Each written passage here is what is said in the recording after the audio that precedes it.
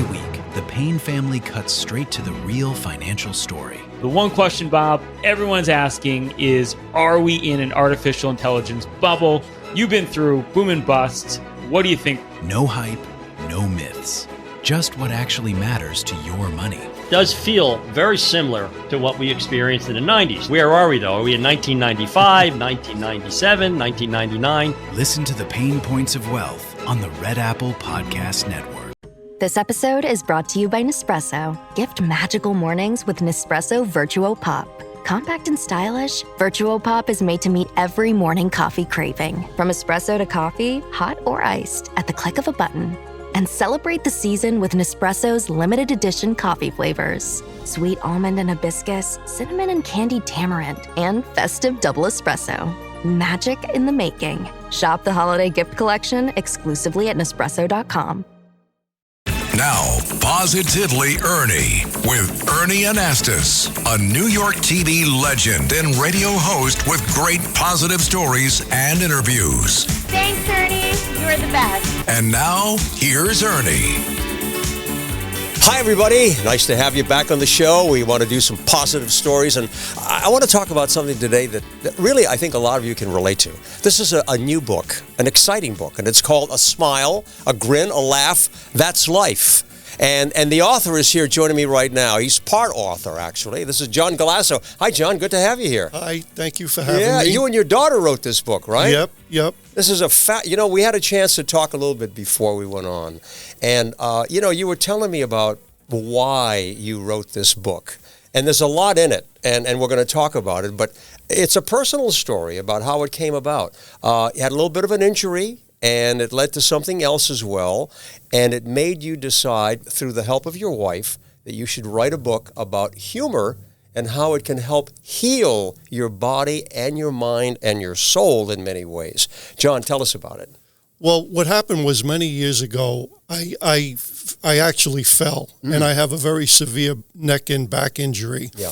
And instead of just feeling sorry for myself, I wanted to do something positive. So we wanted to put a smile on people's faces and just try to make their lives a little happier through laughter. I heard about Norman Cousins, who he had a very severe Yes, he did. injury. Right. And he basically wheeled a projector in his room, in his hospital room, and he watched comedy films all day long. It's a famous story. It's a famous story. Yeah. He went on, he was a professor, an author, and he wrote a book called Anatomy of an Illness, which sold millions of copies worldwide. And he claimed in his book that laughter helped him heal. So me having a very severe neck and back injury, actually my wife Vicky, she said, she bought me some comedy films, and I tried to do the same thing. And it's a mindset.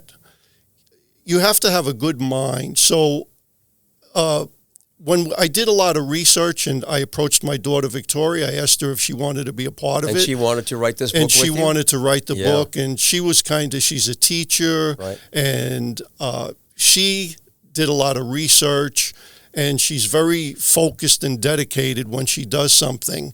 And we discovered how laughter, it helps your immune system. Oh, without a doubt. It lowers your blood pressure. I totally agree with you. It helps reduce the sugar level in your body. It helps your cortisol level, which is your stress, the hormones in your body. Yes. And there were tests that were done. This isn't like there's scientific tests. Absolutely. There's good background on this. That actually confirm what I'm saying. And one of the theories is that if, in fact, Norman Cousins pointed this out with the help of a team of doctors, that if negative emotions could cause chemical changes in the body, then why couldn't positive emotions Absolutely. Just reverse. Create positive? Totally. Right. I think a lot of people, subscribe to what you're talking about, that it's a way of life. And, even the first word on here, a smile. Even if you just extend a smile to someone, you can feel the emotion. You can feel the interaction. Absolutely. And many times, if you just even force the smile, there's a chemical reaction that makes you feel good. Absolutely. So I agree with that. Now, you had a lot of interesting people involved in this book. Pat Cooper, by the way, who's a genius when it comes to humor, a terrific talent. He wrote the foreword to this book, and you got him involved in some ways, too.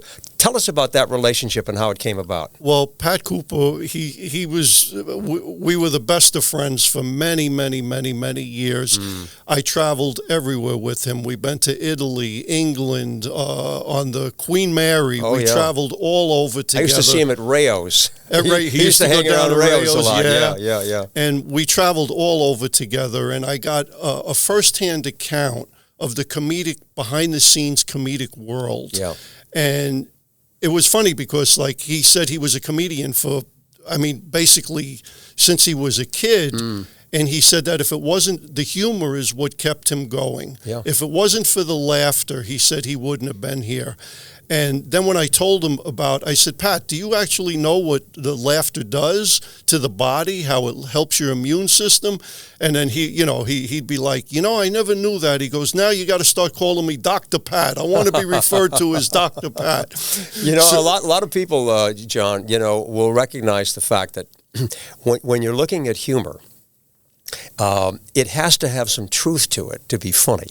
Absolutely. So, when you're looking at real life situations, that's what makes people laugh. You can't just say something and think that it's going to be funny unless people can relate to it. Absolutely. And that's what makes it funny. Yeah. You have to be able to laugh at yourself. Sure. And today, we're in a world where the world is we're in such difficult times. People are hurting, and laughter breaks down all barriers of race, religion, politics. And today, if laughter can ease the mood even in politics, there has to be something to it. Right, exactly. But, we also have to be respectful of that laughter, because I think sometimes people are trying to make something light and trying to ease up, whatever the tense situation may be. But some people may not feel comfortable with that, and they'll find a way to say, why are you saying that? I mean, and being antagonistic about this is part of what we have to watch for. We have to be respectful of one another and say, look, it's just humor. As long as it isn't really cutting and painful and mean. If it's mean-spirited, you can tell the difference. You can tell when someone's having fun with you and when they're really trying to hurt you. Well, as Don Rickles used to say, he'd say, anything I said, if it was meant to be mean-spirited, I never would have said it. And Pat Cooper used to tell me the same thing. He'd say, John, he goes, if what I was saying I meant, he goes, then I wouldn't say it to you. He said, I say it because you have to laugh not at something, you laugh in spite of something. And there's such a distinction there because Pat would take the most outrageous topics and he would poke fun at it and people would laugh. And there was one time that this is a little over the top, but there was a person at the Friars Club. They were 102 and they just passed away. And everybody was upset and they were giving testimonials. And then Pat, in his typical humor, he blurted out, he goes, what's everybody upset for? He's 102. I know it sounds a little harsh, but after that thing happened, his wife came over, who was in her late 90s, and she said, Pat, I really needed that. You eased the mood. And so everybody looks at humor differently. Right, exactly. And, a lot of humor, too, is in the delivery. It's in the delivery. Yeah, people have certain personalities that they like because of the way they deliver a joke and the way their personality comes across. There's so much to it when you start thinking about the value of humor. Are we able to laugh more today, or because of the environment? I mean, we have a lot of serious things that are going on in our world, John, and how can we find a way to ease that using humor and having people be a little more understanding of one another? What do you suggest? It's very difficult because my dear friend John Peasy, he was on America's Got Talent. He performs all over the country. We were just having this conversation the other day. He said, now, for the first time in his career, and he's performing 30 years, he said sometimes you have to watch a little bit about what you say, because today everybody's offended about everything. He said, and you don't want to divide people. You want to bring people together. Right. And he was telling me, he said in the beginning, like when I started doing what I do, he said, like, you want to make money, you want the applause. He said, but now his purpose is he wants to give back. He said, to the laughter, when you make someone feel good, he said, that is my reward today. I'm making them feel good through the laughter. He said, but today you have to watch a little bit. John, you bring about a quote that I use often, Maya Angelou, who said, people may not remember what you said or did, but they'll remember how you made them feel. That's true. And that's so important. And that kind of feeling, like, for example, you and I are sitting here, right? There's a feeling between the two of us. Absolutely. We're respecting one another. We're enjoying our conversation. And there's a feeling that, that you have to understand when you're experiencing it. And I think that when you're listening to humor, you have to have that kind of an open mind and say, look, this person is making light of something. How does it, affect me? How can I appreciate it? How can I enjoy it? How can I share it? A lot of people like to share jokes. They like to be able to tell it to somebody else and see the kind of laughter that they get. You had a lot of people involved in this book. One of the people that you mentioned to me was Joel Osteen. Joel Osteen is a very well-known, personality on television, a preacher of sorts, a motivational speaker, a spiritual speaker in many ways. How did he get involved in this book? It's an unbelievable story, and that's when I knew that I was on to something, because Joel Osteen, I contacted Lakewood Church, and I was shut down at every time I mentioned what I wanted to do. They said, Joel Osteen, I have no name recognition. I was nobody famous. And they said, he don't do interviews for people basically like me. Yeah. And then I got one person who was his assistant. Right. And I spoke with his brother-in-law. And I said, Don, can you just do me a favor? Would you just give him my message and see what he wants to do? And he goes, okay, John. He called me up and he says, I told Joel Osteen what you wanted to do, and he was all for it. He starts every sermon with a joke. He does, yeah. And he has 7 million people that listen to him worldwide every week, and he's in 100 different countries. Right. And he granted me the interview, and I couldn't believe it. And when he did, I was like, I said, this is unbelievable. I have to be onto something here, because, again, like someone with no name recognition, somebody that nobody recognizes. And he said, John, he goes, I want to do this interview. And after he did the interview, he dedicated an entire sermon to laughter. That's great. And what I was saying. Well, I think it was a nice tribute to you. Yeah, it was unbelievable. I think it was sermon 498, and the whole thing was on laughter. Right. And he basically said everything that I said in the book. And I couldn't believe it. He saw the value, and he saw the purpose in what you were trying to do. I have said this many times on my show, that many times before I go to bed, I will watch an episode of Seinfeld. Yeah. I mean, I've gotten to know all the characters so well, but I just enjoy it, and it just gives me that light feeling before I sleep. Speaking of comics, Abbott and Costello, what a great team they were. And you have something here from Chris Costello, who's the daughter of Lou Costello. Yes. What does she have to say? She basically said, I asked her, I said, you growing up in a comedic family, I said, can you share anything with us? And she was another person that when I told her what message I was trying to get out, and she was like, I'm in, count me in. She said, whatever you need. And she told me how laughter, basically, she grew up in that environment, and how her father believed in the healing effects of laughter, and how she carried on the tradition. And she was so wonderful to speak with, and she told me that there's definitely something there. It is healing. It is all the things that were researched, and that all the things my daughter that she studied on this, she would say to me, Dad, What about this? What about that? And it was all true. And when I pointed these things out to Chris Costello and so many other people, they were like, this is really something. Because it's basically you go to a doctor and they want to give you medicines, and this is cheap medicine. Yeah, but you know what? Many times, even physicians, I've known several of them, who have used humor, who will lighten things up. That when you go into their office and they know that you're worried, and you're concerned about whatever is bothering you, they'll lighten it up and start asking you questions about your family and how do you feel and how you're doing, and maybe talk about something that's a little lighter, because it eases, the conversation that they're going to go into. I wanted to also ask you about the feedback. Many times, we do something and we say, did people like it? Did people enjoy it? How was that performance? What kind of feedback have you gotten from your book, Joe? The feedback was wonderful. Yeah. It was wonderful. There were so many people that they claimed that they just didn't know. They didn't know that the benefits of laughter. You go in to see a comedy show and you say, oh, that was nice, and you leave. But when they actually found out what it did to the body, the mind, the body, and the soul, it was just everybody. I didn't get one negative reaction. That's great. And it just, I feel like it just helped so many people. Without a doubt. Because you were looking at things from a different mindset. They say laughter is an internal massage, that it makes you feel good. Yes. It relaxes your body.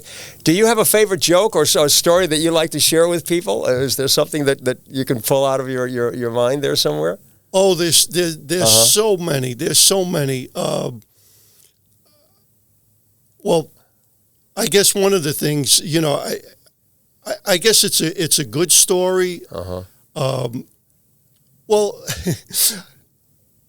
my wife, Vicky, actually, she was getting surgery one day, and Pat called me up as we were in the waiting room, and he said to me, he was like, John, he goes, are you laughing? And I said, Pat, I really don't feel like laughing right now.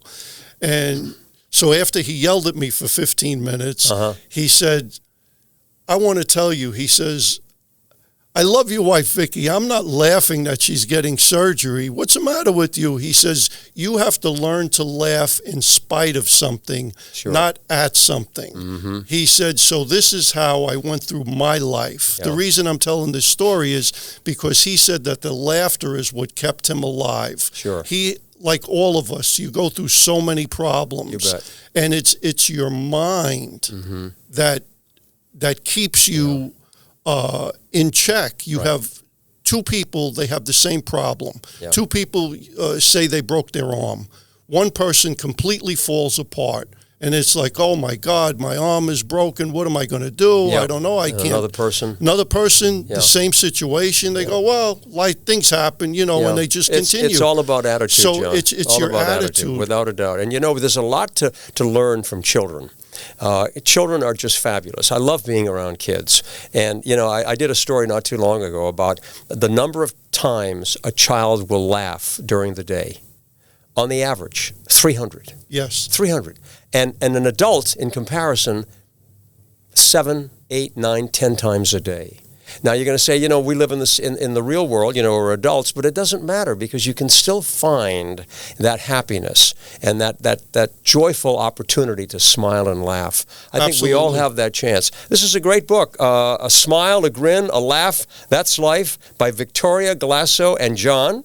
You and your daughter have done a great job. Congratulations on the book. I hope you continue to pass the good word around, okay? We're trying. We the purpose, we just want to put a smile on people's faces, and we want to tell them that a better life is available. You just have to look at things from a positive. It's a positive attitude. It's the mindset. Just with all the negative things going on, just think that there's a healthier, happier life away. I love it. And it could be just one laugh away. There you go. That's all it is. Keep smiling. Thanks so much. John Galasso, thanks for joining us today. Thanks you so much. for being here, everybody, and we'll see you next time. We appreciate it. Thank you so much, and thanks for having me.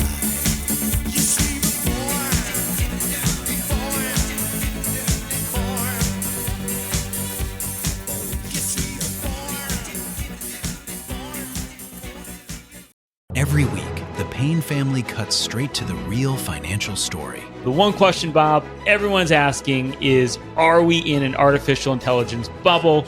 You've been through boom and bust. What do you think? No hype, no myths. Just what actually matters to your money. Does feel very similar to what we experienced in the 90s. Where are we, though? Are we in 1995, 1997, 1999? Listen to the Pain Points of Wealth on the Red Apple Podcast Network.